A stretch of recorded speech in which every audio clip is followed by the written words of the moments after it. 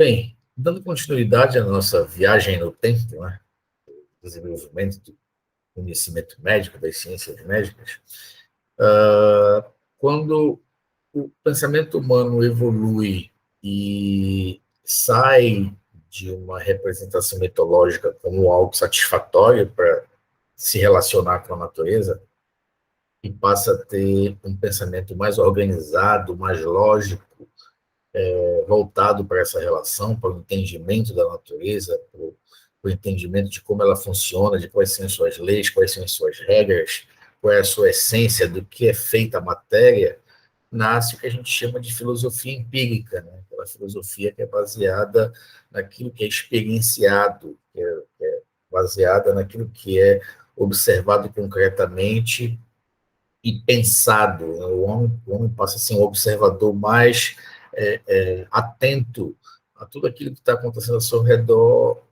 na natureza, e nessa aproximação maior ainda, associada a essa evolução do próprio pensamento, em paralelo você tem também o conhecimento médico tornando-se mais sistemático, né, mais organizado. Aqui, por exemplo, nós vemos, estamos falando aqui por volta de 460, 370 a.C., nós estamos aqui vendo que existe uma sobreposição de pensamentos, né? Na Grécia ainda existem os deuses, aqui é Asclépio, né? Deus da cura, Deus dos médicos, né? Grécia. E, ao mesmo tempo, você tem representações, registro, né? Através dessas representações, de farmácias, né, de farmacêuticos, pessoas que já trabalhavam de uma maneira organizada, baseado naquilo que se conhecia, trabalhavam de uma maneira organizada para fornecer substratos que pudessem ser utilizados de maneira curativa. Aí você tem um exemplo dessa sobreposição de pensamentos, né, de conhecimentos, mas com a presença já de um pensamento mais sistematicamente organizado e sendo se dispersando pelas sociedades. E também começam a surgir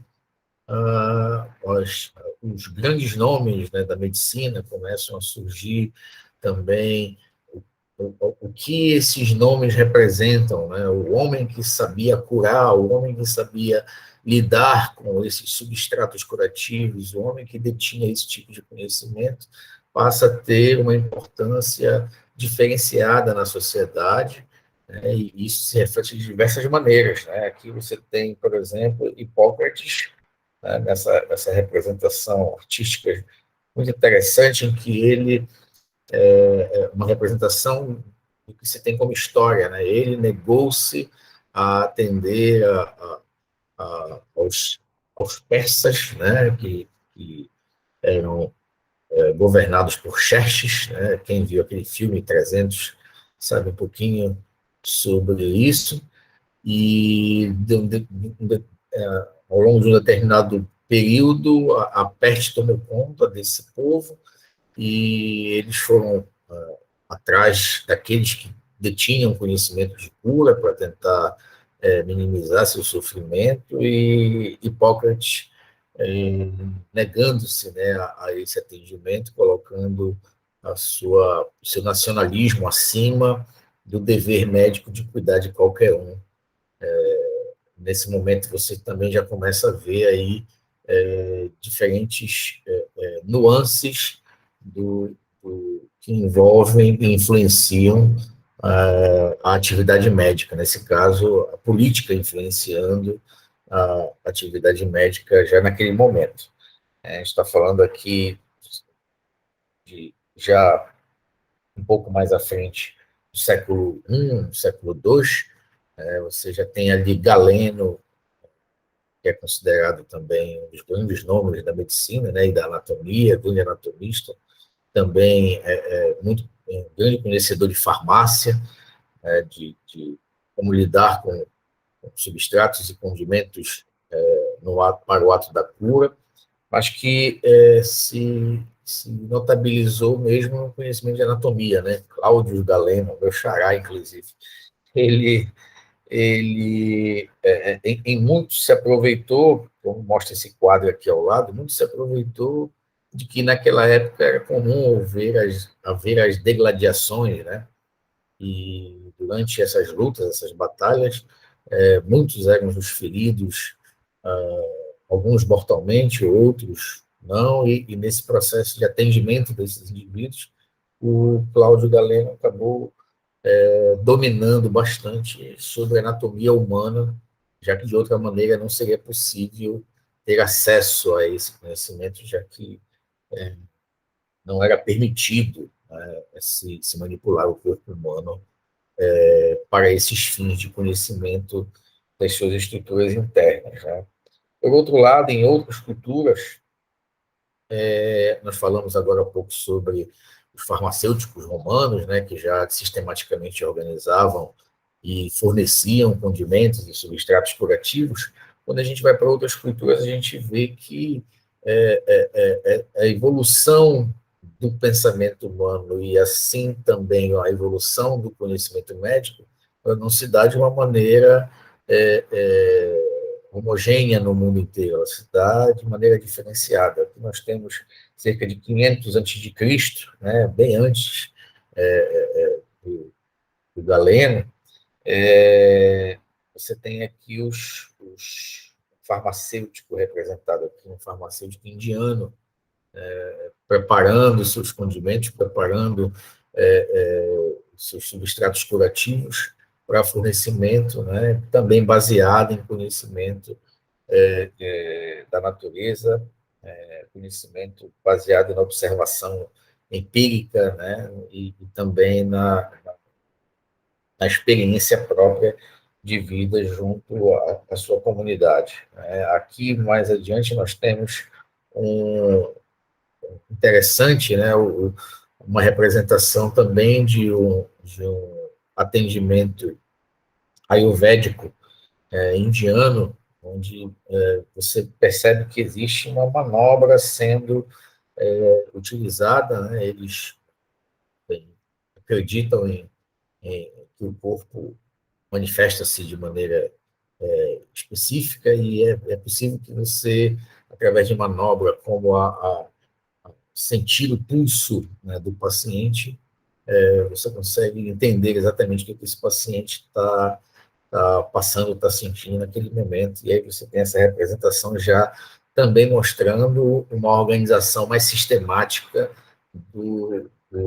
da abordagem terapêutica, da abordagem curativa, da abordagem diagnóstica, da abordagem médica em diferentes culturas acontecendo também.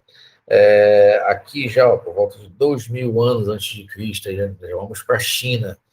Você tem aqui uma representação da aplicação que é conhecido como Muxabustão, que é uma espécie de acupuntura por aquecimento. Né? Dá para perceber que o paciente aqui está tendo um certo grau de sofrimento, está precisando ser contido, né, por vários auxiliares aqui, e a aplicação do Muxabustão acontecendo aqui nas suas costas, né? E essa técnica, né, serviria para facilitar a fluidez da energia pelo corpo, né, aquilo que os chineses sistematizaram, né, os pontos ao longo do corpo, né, que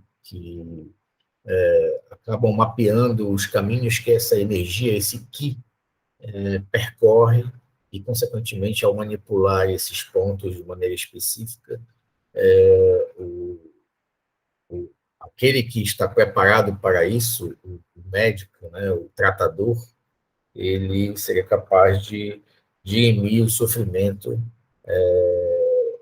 de quem eu procurasse, no caso dos pacientes. Então, em diferentes culturas, esse conhecimento sistemático ele foi evoluindo de acordo também com a evolução do pensamento humano de maneira diferenciada nessas diferentes culturas. E em algumas você percebe já que existe essa sistematização, essa organização dos procedimentos, da abordagem, do lidar com o paciente, do modo como o diagnóstico pode ser realizado, né, do fornecimento desses diferentes condimentos.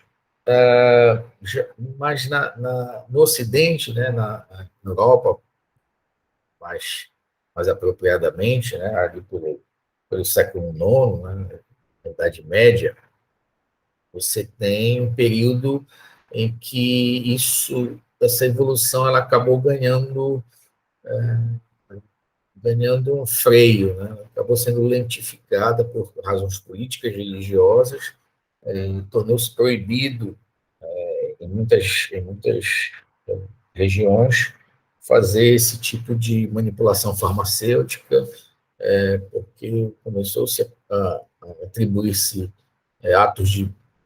atos de bruxaria a esse tipo de atividade, e isso acabou dando vazão também a procedimentos que, que eram aqueles tidos como disponíveis e possíveis, né, de se utilizar, né? Por exemplo, como a utilização de sanguessugas nessa sangria para ver se conseguia retirar do doente aquilo que lhe afligia, o que muitas vezes não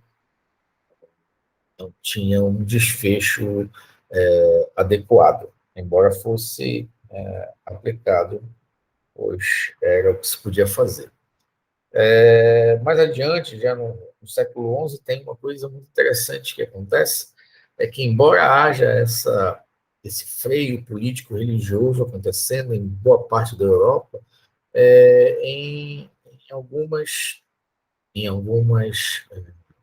localidades você tem a evolução desse pensamento médico, né, já podemos chamar de pensamento de ciência médica acontecendo, dada a sua importância, acontecendo já de uma maneira organizada, né? Essa gravura aqui é uma gravura da primeira escola de medicina de Montpellier, né? Isso aí está falando do século XI, e lá se estudava anatomia sistematicamente, com a abertura de cadáveres e a possibilidade de se estudar esses órgãos. Mas era raro ter esse tipo de situação acontecendo naquela época, dada a situação política e religiosa, como já foi posto anteriormente. Mas se percebe já aqui uma necessidade por buscar um conhecimento mais organizado, mais sistemático, para se entender melhor a natureza humana, nesse caso, e, consequentemente, ajudar a dirimir o sofrimento alheio.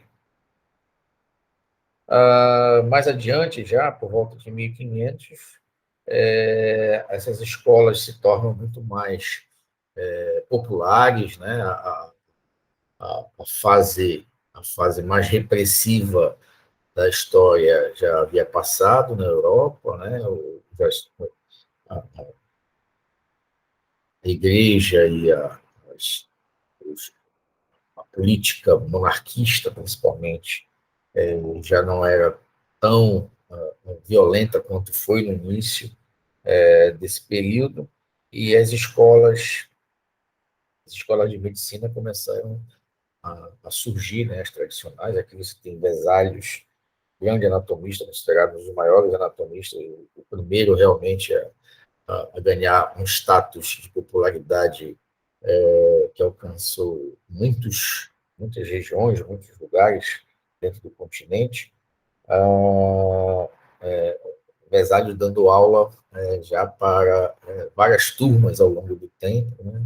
E fazendo um estudo anatômico em cima de cadáveres, um estudo detalhado, um estudo mais que buscava catalogar e organizar esse conhecimento baseado nessa observação prática, nessa observação empírica do, de como é organizado, né, o corpo humano. E desse mesmo modo, outros, outros profissionais, né, outros pensadores foram surgindo e contribuindo, somando conhecimento, somando entendimento, né, compreensão sobre a natureza e tudo aquilo que envolvesse a ocorrência de alterações da saúde, né, o que nós conhecemos hoje como patologias. Muitos outros pensadores vieram também somar conhecimentos e somar entendimento, trazendo cada vez mais massa crítica para a construção desse conhecimento médico. Né? Um deles foi o Paracelsus, né? Médico alemão, que é conhecido como o pai da toxicologia, né? Já não mais sob a repressão político-religiosa do, da Idade Média, né? Paracelsus já viveu num período de maior liberdade, pôde mais sistematicamente estudar diferentes condimentos e substratos que eram usados do ponto de vista terapêutico e começou a entender também o outro lado da moeda do uso indiscriminado desse tipo de abordagem, fundando aquilo que hoje nós conhecemos como toxicologia. Né? É interessante essa nascente necessidade de organização do conhecimento em prol do melhor entendimento daqueles que estivessem atuando para a resolução desses problemas, que nós encontramos na literatura algumas situações curiosas. Né? Por exemplo, nessa figura você tem uma espécie de catálogo, né? Que tipo de ferimentos, né, que um soldado poderia sofrer numa guerra. E aí você vê uma figura que fica até um pouco anedótica, caricaturística e também ganha um aspecto horrendo, né, por si só.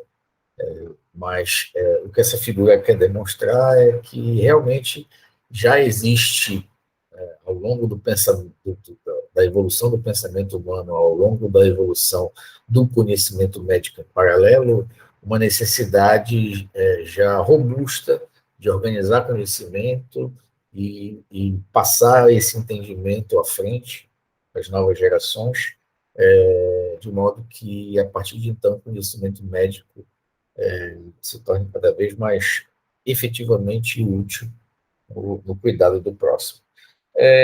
Aqui ao lado, nós vemos um pouco do que está acontecendo já no Brasil. Né? Nós passamos aqui de 1500. É interessante começar a ver o que está acontecendo no Brasil. Aqui você está vendo os tupinambás que tinham uma prática de sangria, né, também, só que os próprios membros da comunidade é que faziam essa sangria, né, sugando o sangue daquele que estivesse doente. Né? Aqui nós temos também uma outra representação do lidar com esses doentes de maneira especial, de maneira reservada, né? E também de maneira a isolar aqueles que estivessem em pior cuidado, que mostra uma certa sistematização também por parte desses índios. E aqui uma foto que é bem legal, que é a foto da primeira Santa Casa do Brasil, a Santa Casa de Santos, que foi fundada em 1543 e que a gente pode considerar como a mãe de todos os hospitais brasileiros, né? Foi a primeira desse tipo de organização, né? Foi a primeira que se montou e se fundou aqui no Brasil, juntamente com as escolas de medicina que foram surgindo na Europa, também foram surgindo estabelecimentos hospitalares, né, nos moldes, em moldes não tão organizados, criados propriamente para serem hospitais. Isso era um papel muito mais desempenhado pelos monastérios, né, as igrejas que recebiam os doentes e lá cuidavam deles, mas também juntamente com a diminuição da repressão político-religiosa e o aumento da liberdade e de países e instituições, né, que começavam a se organizar de uma maneira mais clara. Nesses lugares também começaram a surgir instituições que embrionariamente se tornaram as, as origens dos hospitais, no caso dos hospitais europeus. Entretanto, essa abordagem filosófica e empírica de aproximação com a natureza, e nesse caso já bem claramente com a natureza humana, né, e tudo aquilo que a envolve, tudo aquilo que a ameaça,